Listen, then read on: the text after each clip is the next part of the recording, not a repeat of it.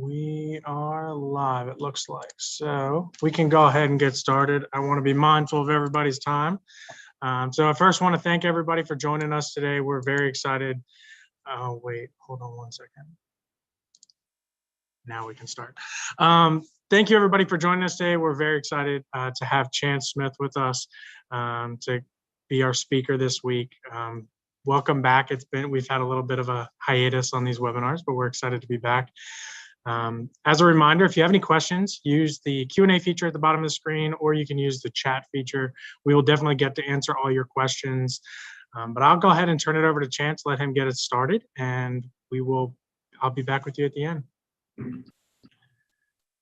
All right.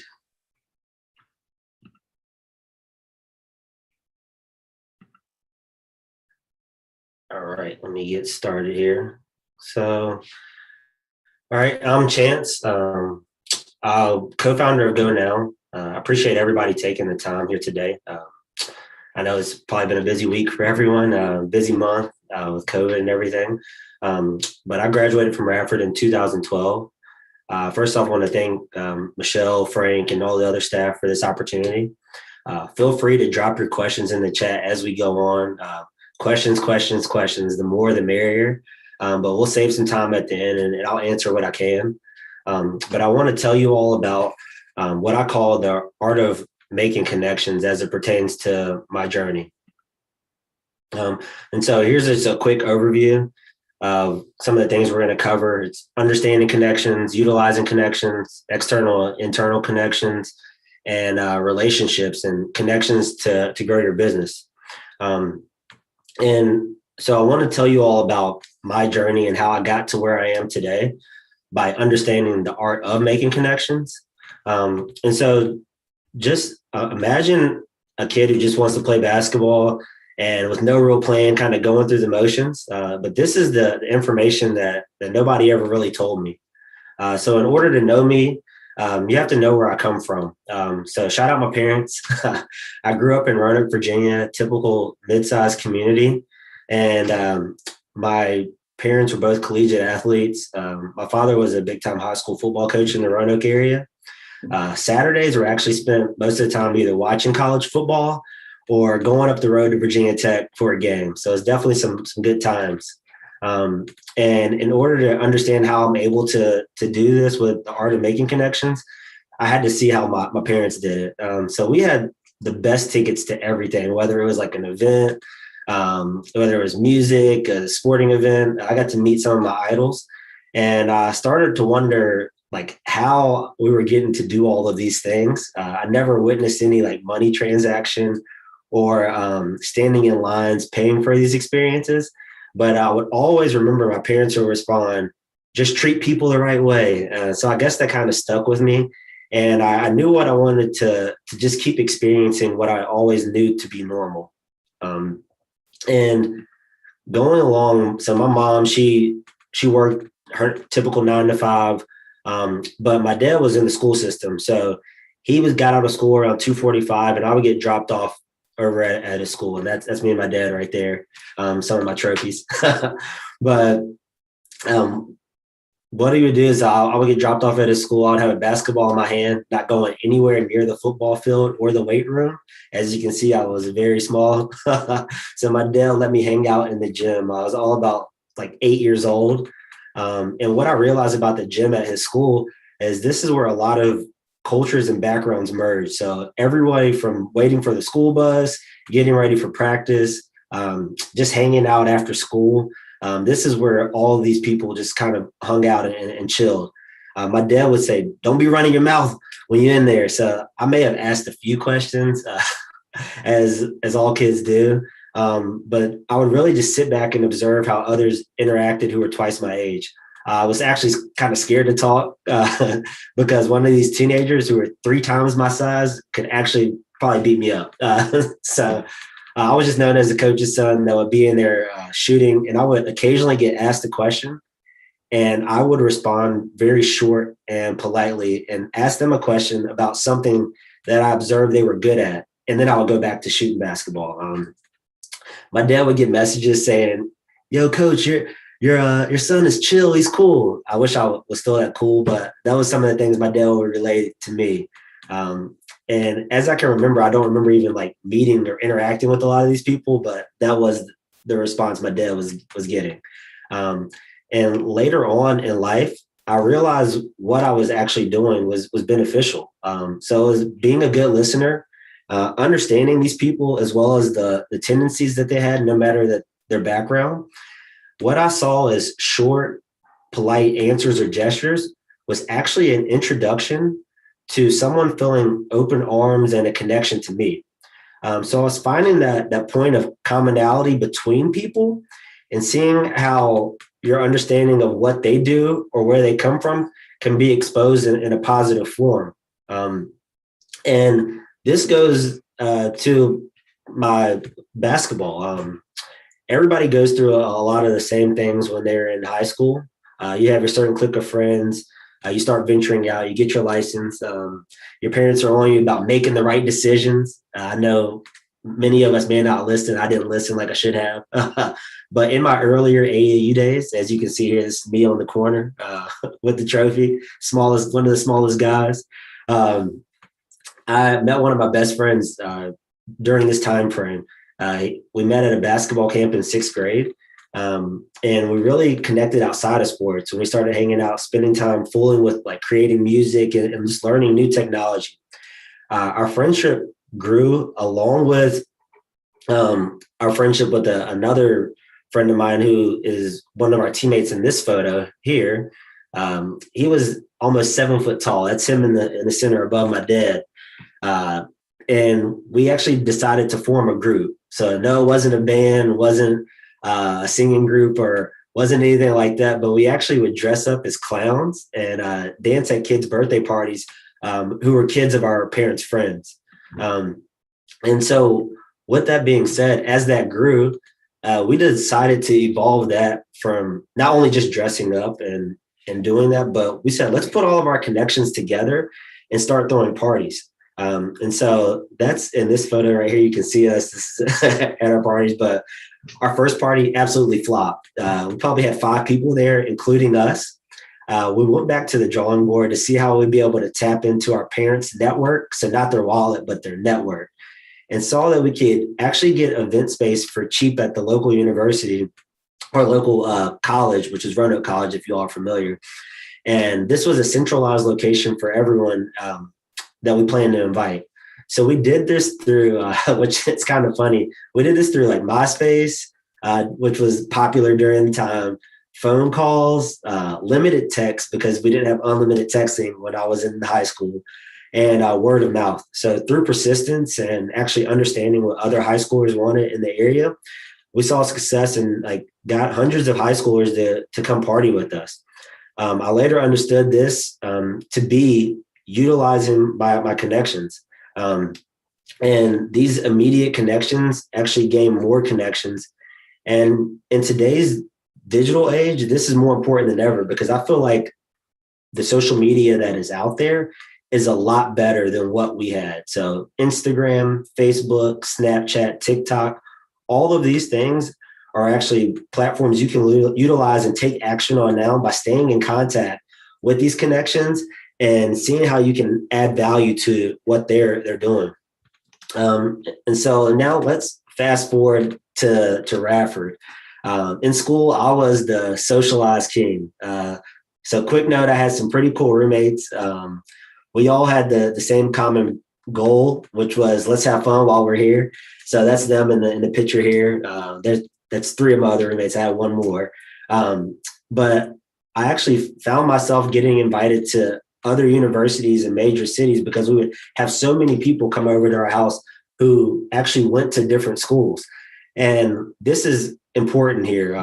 I was actually getting these invites, but I was turning them down. I was acting like I really didn't care to go. And I actually felt like I was invited more when I was turning them down. So what I did when I traveled on the weekends, when I wasn't obligated to stay at school on the weekend, I would find myself in major cities with people that I had been connected to. So I met a lot of like artists, entertainers, celebrities, and I would tell stories to my family members and my close friends. And the first question would be, how did you do this? How did you do that? How did you get to go there? And my response would be, no idea, but it was a good time. And so kind of switching gears to the basketball portion of Radford, during the season, I was all in on the sport. I thank my coaches and my teammates. And what I did outside of the contest is I would actually talk to other players and coaches, even students at the other schools. And it was because initially I wanted to be a grad assistant, but it was definitely about competition when I was on the court. But off the court, I wanted to truly understand kind of these other people's experiences and what they were going through. Looking back at my social life in college, what I decided to do with my time actually heightened my understanding of people in the long run. And some of the lessons that I learned up to this point, so from early on all the way through college, is first connect with purpose and intention. And another thing is, in today's world, I feel like there's a lot of take. And it's for us to actually be of service. So in relationships, you should actually be giving twice as much as you receive. So when you make this connection, you have a relationship with somebody, you should be giving them more than you're actually receiving. I think one action you can take now is start by actually investing in your connections. So little gestures like, how are you, checking on them, sending them little short information via text or social media, just getting out of your comfort zone to really engage with those people. The little things actually go a long way when it comes to strengthening connections. So really investing in those connections.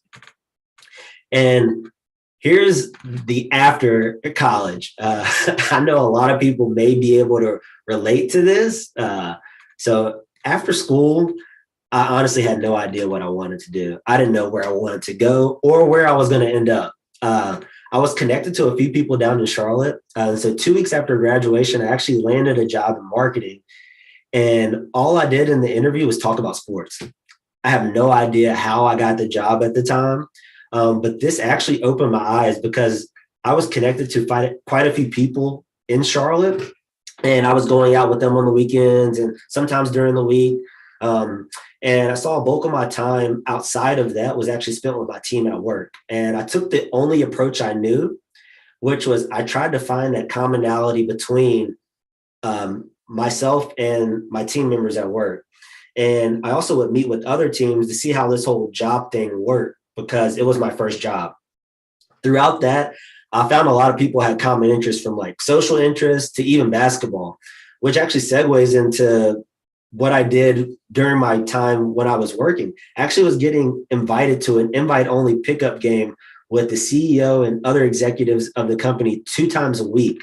And this is at a company that's filled with people, hundreds of people, which is now at thousands of people from a wide variety of backgrounds who played sports previously, who never got that same access to actually play in those games.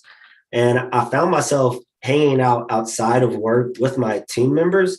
And some of the things that we talked about while we were at work, which we probably shouldn't have been talking about a lot of these social things because, I mean, it was work, but we were just young.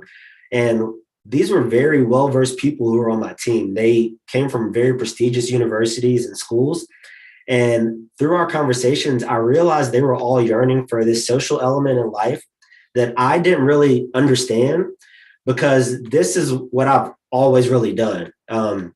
Which is interesting. And this is where my external connections come into play.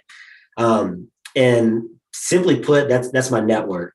And all of my connections actually were in the social scene. So they actually ran like the weekend nightlife scene, all of those things. So when I did start inviting my team members out, I started with 1 or 2 people. And the next thing I know, they're friends of a friend is trying to hang out with me on the weekends. So this actually kind of helped my current connections because it was bringing people to their establishment and introducing them to a new market of people.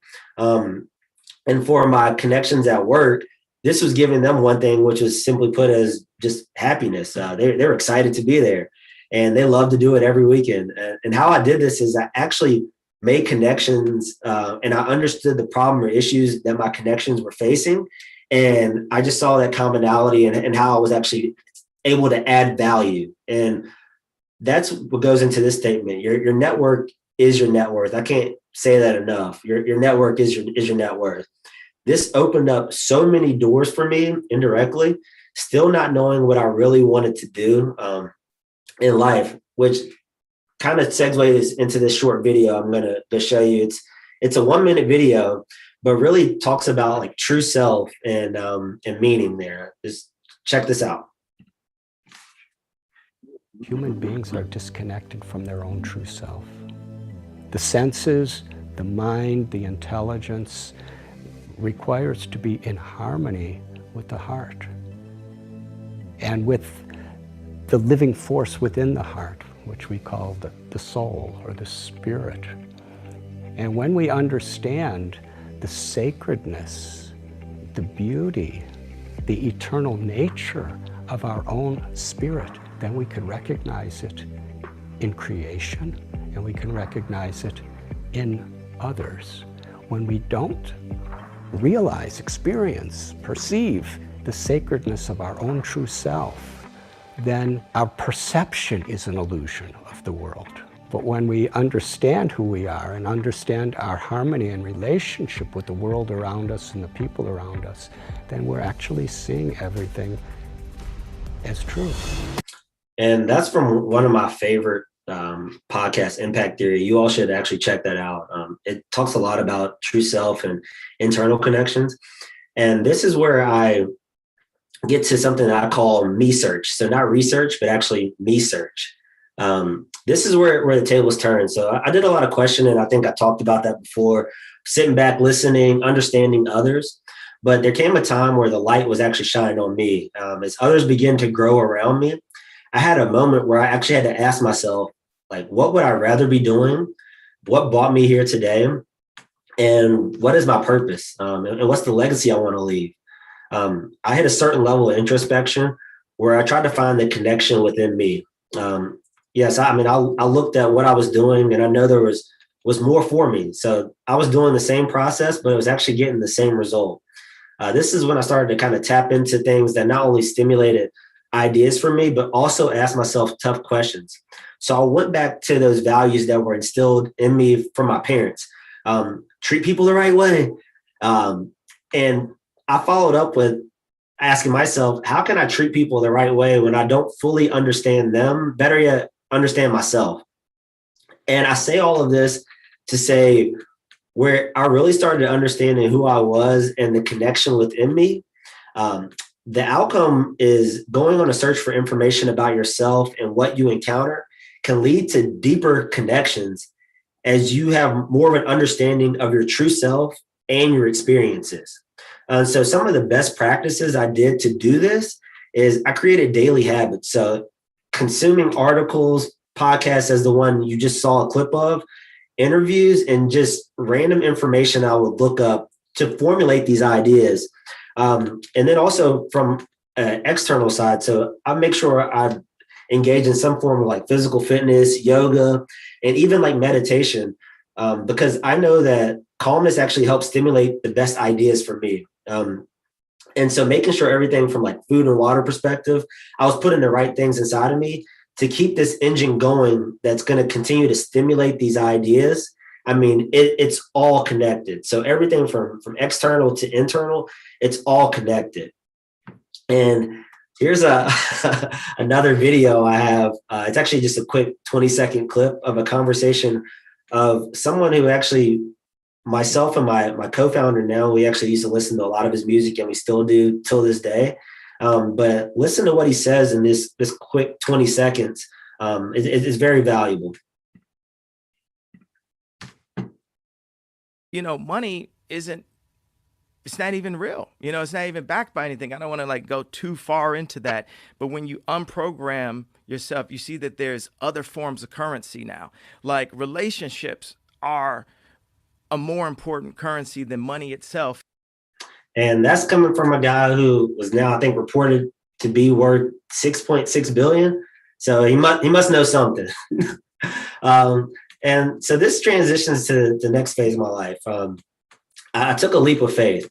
I after working in the corporate world and connecting with a lot of different individuals, I decided to invest in myself. By founding Go Now with my best friend, we had a commonality that actually relates back to the early 2000s when we first started hanging out, which was innovative ways to impact the people around us and better the people around us. And it's funny because in order to do this, a few things had to happen. I had to strengthen my relationships. And this is done through one thing, which I call community. You can join them or you can build them. When it came to tapping into interests such as social initiatives, I joined the groups. When it came to working out, I joined the run clubs. When it came to advice, I joined the mentorship programs. But what really changed for me and what led to growth is when I actually wasn't as easily infused into the communities that I was looking to be a part of. So I was trying to be a part of this entrepreneurial world, and it wasn't really happening as quickly and as smoothly as I would like the transition to happen. So what I did is I built them myself. I built an ecosystem of local entrepreneurs for monthly dinners, lunches, and gatherings, and I still do that. I still do that to this day. This is where I form actually new communities, and that actually helped me strengthen the overall communities that I was already a part of, and also the ones that I was creating. So it was actually strengthening that community that I went out and actually built that other community as well as joined the other ones. And so now this goes into me being a founder of Go Now and the company. I realized that I must not only build a team, but build a culture. In order to do that, you first got to understand that you must create a set of values that are consistent, also have a why. So I started doing things that were more intentional. Like I start setting a goal for my interactions, and this is something that you all can do as well. But I started meeting one new person a day. I started scheduling time to thank the people who actually connected me with others. Also, you probably all have maybe 50 to 100 numbers in your phone that you don't use, right? Make sure you use what you have and you follow up. I once heard in an interview that there is power in the follow-up. So many things actually started like just to change for me and fall into place from simply just doing that, following back up with the people. From a business perspective, I did research. So that's connecting information. I did research on different industries and the problems we were trying to solve. And I tapped into what they were trying to solve as well. And so I looked at my past connections and new connections in these focused industries based on research. And I hung on to words that they told me, and I learned their process. Once I did that, I actually saw they made connections in their own specific industry and their business that helped them grow.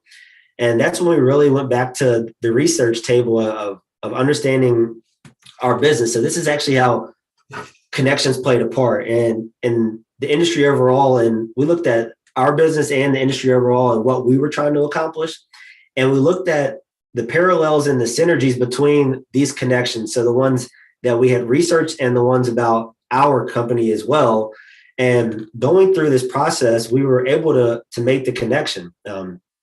This all happened at the same time where our narrative was creating itself. And we saw how this could lead to more than just our app that provides users access to live music as an on-demand service, bringing it to their location, but how building innovative and creative technology puts us in the space of transforming spaces.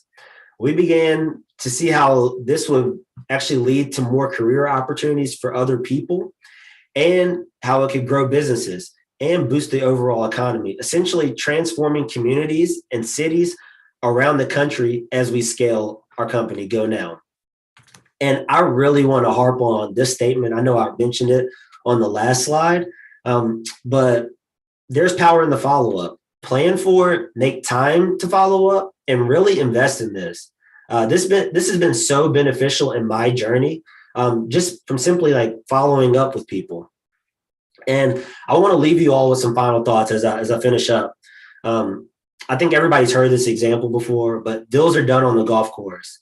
This means that it's not all about experience all the time. It's actually about how strong your relationships are. This is being able to make connections can lead to personal growth and success, regardless of what you're doing in life. And I realized through all of this, from the beginning of my journey till now, and I'm still learning and still creating my story and learning my journey.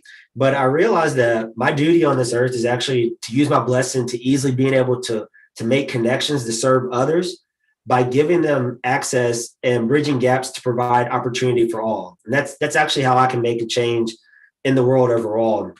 And my final thought is, remember, you are already connected. Just take the time and the initiative to invest into the art of making the connection. So that is it. Thank you. Here's my email as well. Please feel free to reach out to me. But I think we can go to some Q&A. Awesome. Thank you so much, Chance, for leading us in this discussion. We did have a couple questions come through. I think the first question is, how did you decide what worked, what didn't work, and why you had such a small turnout for that first event? And then what made you kind of grow from that point? Yeah, so I think it was actually ego. That's the honest answer was ego. When it first happened, I was kind of hurt. I think my co-founder Ajalon, he was actually hurt as well. It was just like, man, we invited a few people, like they didn't even show up. But what we did was like, hey, I think we were good at that early on as kids. It was like, hey, if we're doing something wrong, let's go back and look at what we did to get here and how can we do that differently? What else is out there? Which I talk about connecting information. So looking at other information is like, hey, how can we get the message out to other people? And so that's when we went back to like the MySpace, using the limited tech stuff that we had. I think our parents are probably getting the bill for that. But those things actually helped and led to success. And the location played a big part in it as well. It's so funny that you mentioned like the MySpace and the limited texting. It just made me laugh because it's like, I remember those days, and it's times have changed so much. So what would you say to somebody who either is an introvert or maybe they have some like anxiety about like reaching out and connecting with people? What are some tips that you can kind of give them? Can you mention that one more time? I'm sorry. So somebody who has is either an introvert or somebody maybe who has some anxiety about like reaching out and connecting with people. What are some kind of tips you can give to them to help them be successful? Yeah, so I think I kind of consider myself that at times. And I said it at the end, like we're already connected. So you have a family member, you have maybe one friend, two friends, maybe a cousin. Start your process with them. Reach out to them, do something different that you haven't done before. Ask them how are they doing. Send them a short little text. Send them an article that's about the company that they work for. Doing little things like that help you get out your comfort zone. And then you'll start doing it on other people. And then you'll see how these connections will pay off for you. Absolutely. Do you use LinkedIn? Is that a way to connect with people? Yeah, LinkedIn's a great way to connect with people. I connected with quite a few people on there. I'm available on there as well. But that's definitely a good platform. I think it's in a more professional setting, but it's becoming a lot more like easygoing and social instead of just business. I think it's a good tool. Absolutely. What about what would you say is the one or is the best way to follow up with somebody? The best way to follow up with someone? I don't think there is a best way. I think there's many ways that you can do it. You can do it. I keep in contact with people. I use Instagram sometimes. I have friends who don't use the platform, but my friends who do engage on that, I probably will text them and they won't text me back for 5 days. I'll send them a message on Instagram. They'll respond back in 2 minutes. So just using the different platforms, picking up the phone. So like if you have somebody who's like an older relative, they like phone calls. So call them. If somebody who's working in your business, I have friends who have other companies and founded other companies. I email them and they respond back quicker like that. So that's the best way. And I just do those little tools of like, how are you? Checking in on you. Here's an article I found. Here's some information I found. This might be able to help. And these things actually show that you value the relationship and that you actually care because you're putting effort in. Absolutely. It's all about, I guess, knowing your audience, knowing who you're dealing with at that moment. Is there one word or phrase that you believe kind of sums up the art of connecting? One word or one phrase? One phrase, yeah. That's a good question. Um, I would say being intentional and adding value. That would sum it up right there for me. Okay. So you talked a little bit about like you listen to the Impact Theory podcast.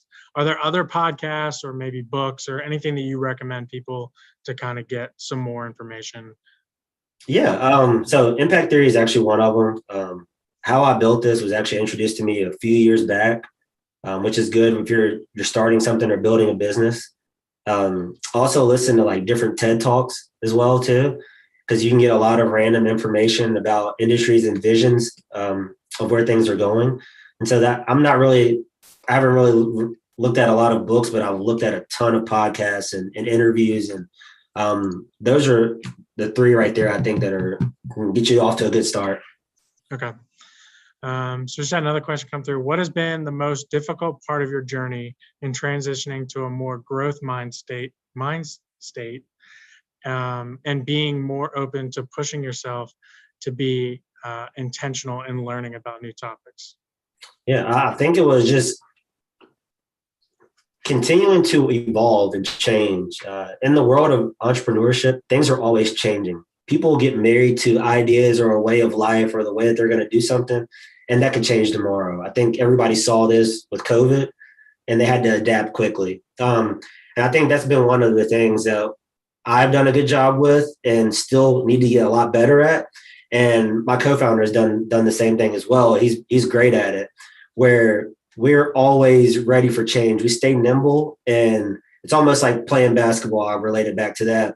If somebody's coming at you full speed, don't be on your heels, be on your toes. So being able to change directions quickly.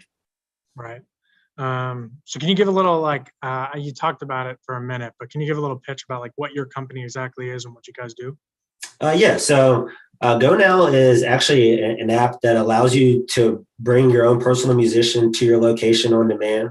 We're actually scaling it in the Roanoke Valley area and also here in the Charlotte area. But essentially what this can do, you can get a band, a solo musician, or DJ or any genre of music to your location on demand. So if you have access to space, you can bring this experience to you. We're in a world now with COVID where people are hanging out with the same individuals in like these smaller spaces, and they still want to get that kind of that entertainment. So now they can bring that to them in a more controlled environment instead of them going out somewhere and probably, kind of making themselves susceptible to things that could happen.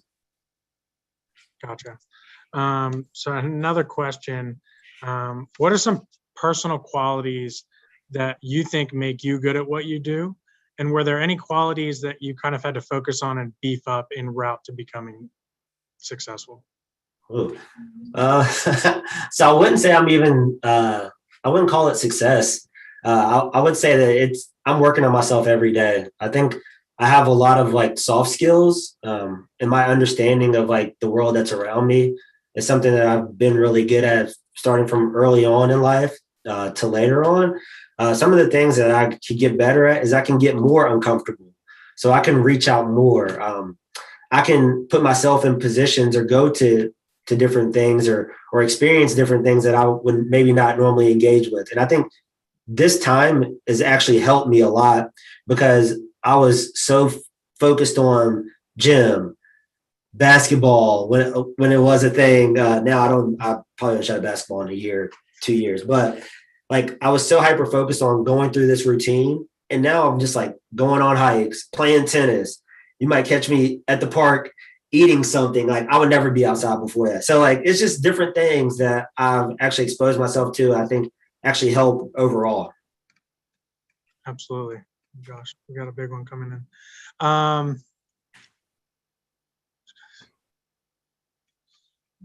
Just some thanks coming in from some people.